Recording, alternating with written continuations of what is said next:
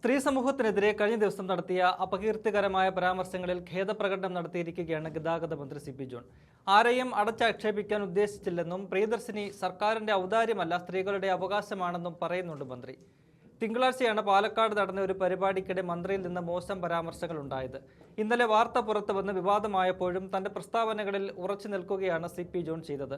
സ്ത്രീകളുടെ ദാരിദ്ര്യാവസ്ഥയുടെ നേർചിത്രം തുറന്നു കാട്ടുന്നതിന് വേണ്ടിയായിരുന്നു തന്റെ പരാമർശം എന്നാണ് പറഞ്ഞത്. എന്നാൽ ഇന്ന് രാവിലെ അതെല്ലാം മാറ്റിവെച്ച് മന്ത്രി ഖേദപ്രകടനം നടത്തിയതിന് പിന്നിൽ വ്യക്തമായ കാരണമുണ്ട് എന്നാണ് മനസ്സിലാകുന്നത്.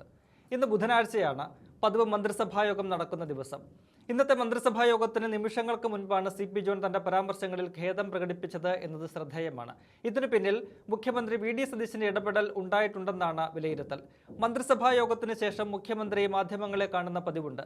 ഇന്ന് വാർത്താ സമ്മേളനത്തിന് വന്നിരിക്കുമ്പോൾ സ്വാഭാവികമായും ഈ വിഷയം മാധ്യമങ്ങൾ ഒന്നാകെ ഉന്നയിക്കുമെന്നും അത് പ്രതിരോധത്തിലാക്കുമെന്നും മുഖ്യമന്ത്രിക്ക് നന്നായി അറിയാം. വിഷയത്തിൽ സി പി ജോണിനെ അനുകൂലിക്കാനോ തള്ളിപ്പറയാനോ മുഖ്യമന്ത്രിക്ക് സാധിക്കുകയുമില്ല. ഈ പ്രതിസന്ധി മുന്നിൽ കണ്ട് വിഷയത്തിൽ ഖേദപ്രകടനം നടത്തണമെന്ന നിർദ്ദേശം സതീശൻ സി പി ജോണിന് നൽകിയിരിക്കാനാണ് സാധ്യത. ഖേദപ്രകടനം നടത്തിയതോടെ ഇനി ഇതുമായി ബന്ധപ്പെട്ട മാധ്യമങ്ങളുടെ ചോദ്യങ്ങൾ അക്കാര്യം ചൂണ്ടിക്കാട്ടി മുഖ്യമന്ത്രിക്ക് അവഗണിക്കാനും സാധിക്കും. പ്രിയദർശിനി പദ്ധതി ജൂൺ 15 ഉദ്ഘാടനം ചെയ്ത് നടത്തിയ പ്രസംഗത്തിൽ ഇത് സർക്കാരിന്റെ ഔദാര്യമല്ല സ്ത്രീകളുടെ അവകാശമാണ് എന്നായിരുന്നു സതീശൻ പറഞ്ഞത്. അതേ മുഖ്യമന്ത്രി നയിക്കുന്ന മന്ത്രിസഭയിലെ ഗതാഗത മന്ത്രി തന്നെ ആ പദ്ധതിയുടെ പേരിൽ സ്ത്രീകളെ അടച്ചാക്ഷേപിച്ചതിനോട് എങ്ങനെ പ്രതികരിക്കുമെന്ന വലിയ പ്രതിസന്ധിയിൽ നിന്നാണ് സതീശൻ തൽക്കാലം രക്ഷപ്പെട്ടിരിക്കുന്നത്. മന്ത്രിയുടെ അനാവശ്യമായ പ്രസ്താവന പ്രതിപക്ഷത്തിന് ആയുധമായി മാറിയതിലും മുഖ്യമന്ത്രിക്ക് അതൃപ്തി ഉണ്ടെന്നാണ് വിവരം. സ്ത്രീകളുടെ വോട്ട് കിട്ടാൻ വേണ്ടി വാഗ്ദാനം നൽകി അധികാരത്തിൽ വന്ന ശേഷം അവരെ ആക്ഷേപിക്കുകയാണ് UDF എന്നാണ് CPM ഉൾപ്പെടെ ഉന്നയിക്കുന്ന വിമർശനം. പ്രിയദർശിനി പദ്ധതി നിർത്താനുള്ള UDFന്റെ നീക്കത്തിന്റെ ഭാഗമാണ് ഗതാഗത മന്ത്രിയുടെ പ്രസ്താവന എന്ന പ്രചരണവും CPM ഇതിനോടകം ആരംഭിച്ചിട്ടുണ്ട്. മുഖ്യമന്ത്രി ഉൾപ്പെടെയാണ് ഈ വിഷയത്തിൽ പ്രതിക്കൂട്ടിലായത്. ഇന്നലെ മലയാളം വാർത്താ ചാനലുകളിലെ എല്ലാം രാത്രി ചർച്ച സി പി ജോണിന്റെ വിവാദ പരാമർശത്തെക്കുറിച്ചായിരുന്നു. ഇന്നലെ പത്തനംതിട്ടയിലെ പ്രളയബാധിത മേഖലകളിൽ മുഖ്യമന്ത്രി നടത്തിയ സന്ദർശനവും ഇടപെടലുകളും ഈ വിഷയത്തിൽ മുങ്ങിപ്പോവുകയും ചെയ്തു. അതിലും മുഖ്യമന്ത്രിക്ക് നീരസമുണ്ടാവുക സ്വാഭാവികമാണ്. എന്തായാലും അവസാന നിമിഷത്തിലെ മന്ത്രിയുടെ ഖേദപ്രകടനം മുഖ്യമന്ത്രിക്ക് ആശ്വാസമായിട്ടുണ്ട് എന്നതിൽ തർക്കമില്ല. ഖേദപ്രകടനത്തോടെ വിവാദം അവസാനിപ്പിക്കണമെന്ന അഭ്യർത്ഥനയും സി പി ജോൺ മുന്നോട്ട് വയ്ക്കുന്നു. മന്ത്രിയുടെ ഖേദപ്രകടനം സ്ത്രീ സമൂഹത്തിന്റെ കൂടി വിജയമായിട്ട് വേണം കാണാൻ. തന്റെ തെറ്റ് തിരിച്ചറിഞ്ഞ് അതിൽ ഖേദം പ്രകടിപ്പിച്ച സി പി ജോണിന്റെ നിലപാടിനെയും അംഗീകരിക്കാം. സാധാരണഗതിയിൽ ഇത്തരത്തിലുള്ള വിവാദ പരാമർശങ്ങളിൽ രാഷ്ട്രീയ നേതാക്കൾ ഖേദം പ്രകടിപ്പിക്കുകയോ തെറ്റ് സമ്മതിക്കുകയോ ചെയ്യാറില്ല. അവിടെയാണ് സി പി ജോണിനെ പോലൊരു നേതാവിന്റെ സമീപനം. രാഷ്ട്രീയ ജീവിതത്തിൽ വളരെ പക്വതയോടെ മാത്രം സംസാരിക്കുകയും വിവാദങ്ങൾ കിട നൽകാതെ മുന്നോട്ട് പോവുകയും ചെയ്യുന്ന രാഷ്ട്രീയ നേതാവാണ് സി പി ജോൺ. അതുകൊണ്ട് തന്നെ അദ്ദേഹത്തിന്റെ ഭാഗത്തു നിന്നുണ്ടായ മോശം പരാമർശങ്ങൾ സത്യത്തിൽ ഞെട്ടിക്കുന്നതായിരുന്നു എന്നതാണ് സത്യം. സി പി ജോൺ ഇന്ന് നടത്തിയ ഖേദപ്രകടനത്തിന്റെ വീഡിയോ കാണാം. അടച്ചാക്ഷേപിക്കാൻ ഉദ്ദേശിച്ചിട്ടില്ല എന്നുള്ള വളരെ വ്യക്തമാണല്ലോ. നമ്മളല്ലേ പ്രിയദർശിനി തുടങ്ങിയത്. ചില പ്രസ്താവനകൾ കണ്ടപ്പോൾ എനിക്ക് തോന്നിയത് പ്രിയദർശിനി വേറെ ആരോ തുടങ്ങിയതാണ്, നമ്മൾ നിർത്താൻ പോകാമെന്നാണ്. പ്രിയദർശിനി നമ്മൾ കണ്ടിന്യൂ ചെയ്യും. പ്രിയദർശിനി ഐക്യജനാധിപത്യ മുന്നണി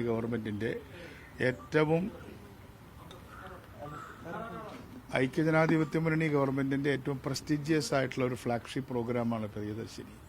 ആ പ്രിയദർശിനി ഇനിയും മുന്നോട്ട് പോകും. ചിലർ സംശയം പ്രകടിപ്പിക്കുന്നുണ്ട്. ചില CPM നേതാക്കൾ, ഞാനൊരു സ്റ്റേറ്റ്മെന്റ് കണ്ടു, ഇത് നിർത്താനുള്ള പരിപാടിയാണോ എന്നൊക്കെയുള്ള ചില സംശയങ്ങൾ വന്നിട്ടുണ്ട്. ഒരു സംശയവും ആർക്കും വേണ്ട. പ്രിയദർശിനി പൂർവാധികം ഭംഗിയായിട്ട് മുന്നോട്ട് പോകാൻ തന്നെയാണ് തീരുമാനിച്ചിട്ടുള്ളത്.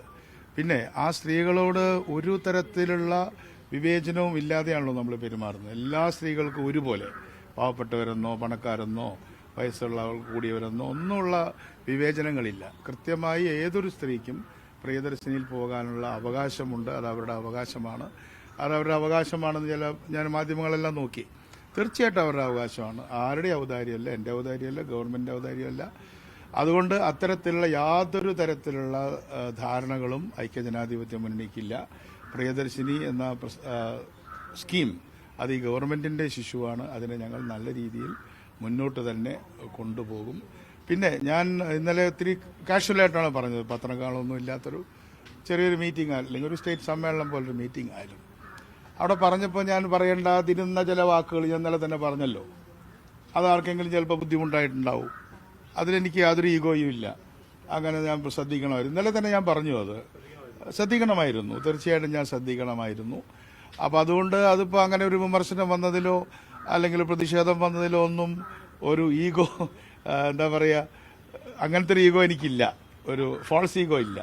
അപ്പം അതുകൊണ്ട് ഒരു മന്ത്രി എന്ന രീതിയിൽ ഒരുപാട് പ്രിവിലേജുകൾ എല്ലാ മന്ത്രിമാർക്കുണ്ട്. അപ്പം അതുകൊണ്ട് അവർക്ക് ക്രിറ്റിസിസത്തിന്റെ ഒരു സ്പേസും ഉണ്ട്. അവരതിൽ അത് ഉൾക്കൊള്ളേ പറ്റുള്ളൂ. അതായത് അവർ പറയുന്നത് മന്ത്രി ആ വാക്കുകൾ പിൻവലിച്ച് മാപ്പ് പറയണം എന്നുള്ളതാണ് സ്ത്രീകളുടെ ഭാഗത്ത് നിന്ന് ഉയർന്നു വരുന്ന ഒരു ആവശ്യം എന്ന് പറയുന്നത്. അത് ഞാൻ പറഞ്ഞല്ലോ, ഞാനത് പറയാൻ പാടില്ലായിരുന്നു. അവിടെ തീർന്നു. അത് ഖേദം പ്രകടിപ്പിക്കാം, എന്താ വിഷമം?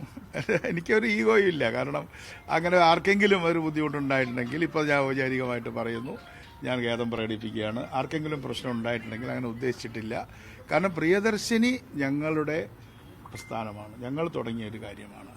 അപ്പോൾ അത് മുന്നോട്ട് കൊണ്ടുപോകുക എന്നുള്ളത് ഞങ്ങളുടെ ഏറ്റവും വലിയ കമ്മിറ്റ്മെൻ്റാണ്.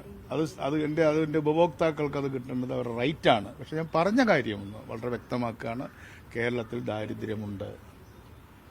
അതാണ് പൊളിറ്റിക്കൽ പോയിന്റ്. കേരളത്തിൽ നല്ല ദാരിദ്ര്യമുണ്ട്. അത് ഇല്ലാതായി എന്ന ചില സ്റ്റേറ്റ്മെന്റുകൾ ഇതിനു മുമ്പ് വന്നല്ലോ. അത് ശരിയല്ല. വളരെ കടുത്ത ദാരിദ്ര്യം ഇപ്പോഴുമുണ്ട്. അത് പരിഹരിക്കണം. അത് പരിഹരിക്കാനാണ് ഞങ്ങൾ തിരഞ്ഞെടുത്തിട്ടുള്ളത്. അത് പരിഹരിക്കാനോ അല്ലെങ്കിൽ അത് ഇളവ് ചെയ്യാനോ, അത് മിറ്റിഗേറ്റ് ചെയ്യാന്ന് പറയില്ല, അല്ലെങ്കിൽ അതിനെ ഒന്ന് ചുരുക്കാനോ ആണ് ഈ പ്രിയദർശിനി ഏറ്റവും കൂടുതൽ ഉപയോഗപ്പെട്ടിട്ടുള്ളത്. 2000-3000 രൂപ 10,000 രൂപ ശമ്പളം കിട്ടുന്ന ഒരു തൊഴിലാളി സ്ത്രീക്ക് കിട്ടുമ്പോൾ അവർക്കത് വലിയൊരു ബെനിഫിറ്റ് അല്ലേ? ആ ബെനിഫിറ്റ് നിങ്ങൾക്കല്ല, എന്നെക്കാളും നിങ്ങൾക്കറിയാലോ, അവരോട് നിങ്ങൾ സംസാരിക്കുന്നതല്ലേ. അപ്പോൾ അതിനി കണ്ടിന്യൂ ചെയ്യും.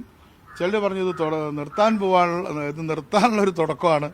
നിർത്താനേ പോകുന്നില്ല, ഭംഗിയായിട്ട് പോവും എന്നാണ് പറയാനുള്ളത്. പോരെ, അതോടെ അവസാനിപ്പിക്കാൻ തോന്നും. ഇത് KSRTCക്ക് ഒരു ബർഡനേ അല്ല. അത് നമ്മൾ ആദ്യമേ പറഞ്ഞല്ലോ, ഇത് ഗവൺമെൻറ് പ്രോഗ്രാമാണ്. അപ്പോൾ ഗവൺമെൻറ് പ്രോഗ്രാം എന്നുള്ള നിലയ്ക്ക് 15 ദിവസമാണ് ജൂൺ മാസത്തിൽ നമ്മൾ നടത്തിയത്, റൈറ്റ്? ആ 15 ദിവസം നടത്തിയതിന് ഏതാണ്ട് 40 കോടി രൂപ ഗവൺമെൻറ് തന്നു കഴിഞ്ഞു. മനസ്സിലായോ? അപ്പോൾ കഴിഞ്ഞ വർഷം ഒരു ദിവസം എത്ര കളക്ഷൻ ഉണ്ടായിരുന്നോ ആ കളക്ഷൻ കുറയുന്നതാണല്ലോ നമ്മൾ നോക്കേണ്ടത്. അപ്പോൾ ആ കളക്ഷൻ ഒരിക്കലും കുറവ് വരാത്ത തരത്തിൽ ഗവൺമെന്റ് മുന്നോട്ട് കൊണ്ടുപോകും. സമയാവുന്നു.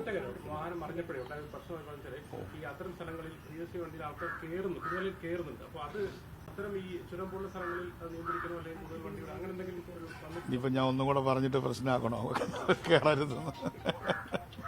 അതിപ്പോൾ ഡ്രൈവർമാർക്കും കണ്ടക്ടർമാർക്കും നിങ്ങൾ ആലോചിച്ച് നോക്കൂ, 5-6 സ്ത്രീകൾ വരുന്നു, നിങ്ങൾ കയറരുത്, നിങ്ങളുടെ അത് കഴിഞ്ഞു എന്നൊക്കെ പറയുന്നതിന് ചില ബുദ്ധിമുട്ടുകളുണ്ട്. അപ്പോൾ അവിടെ തന്നെ ബസ് കൂട്ടുക എന്നല്ലാതെ നിവൃത്തിയിൽ. ഇപ്പോൾ ഇന്നലെ അവിടെ ഒരു വണ്ടി ഇട്ടു, നിങ്ങൾ ശ്രദ്ധിച്ചോന്നറിയില്ല. അവിടേക്കൊരു ബസ്, അപ്പോൾ തിരക്കുള്ള സ്ഥലത്തേക്ക് ഒരു വണ്ടിയും കൂടെ ഇന്നലെ ഇട്ടു, ഈ ചുരമുള്ള സ്ഥലങ്ങളിൽ. അതിപ്പോൾ നമുക്ക് നോക്കാം. അതായത് ചുരം കയറി പോകുന്ന വണ്ടികൾക്ക് വലിക്കാനും ബുദ്ധിമുട്ടുണ്ട്, ഇച്ചിരി പഴക്കമുണ്ടല്ലോ വണ്ടികൾക്ക്. അപ്പോൾ അത്തരം ചുരം കയറി പോകുന്ന ഡ്രൈവർമാർക്ക് അവർ റിസ്ക് ഉണ്ട്. ഞാൻ ഇന്നലെ ഡ്രൈവറെ കണ്ടു. ഡ്രൈവർ നേരത്തെ തന്നെ മനസ്സിലാക്കിയിരുന്നു ഇതിന് പ്രശ്നമുണ്ടെന്നുള്ളത്. പിന്നെ അത് എവിടെയെങ്കിലും കൊണ്ടുപോയി ഇടിച്ചു നിർത്താൻ തന്നെയാണ് അദ്ദേഹം ശ്രമിച്ചത്. അദ്ദേഹത്തിന്റെ ഒരു പ്രാളവും എല്ലാം കൂടെ ആയിട്ടും മനസ്സാന്നിധ്യം വിടാതിരുന്നുകൊണ്ടാണ് വലിയൊരു അപകടം നിന്ന് നമ്മൾ രക്ഷപ്പെട്ടത്. അല്ലെങ്കിൽ വല്ല കൊക്കയിലേക്കൊക്കെ മറിഞ്ഞിരുന്നെങ്കിൽ വലിയ പ്രശ്നമാകുമായിരുന്നില്ലേ.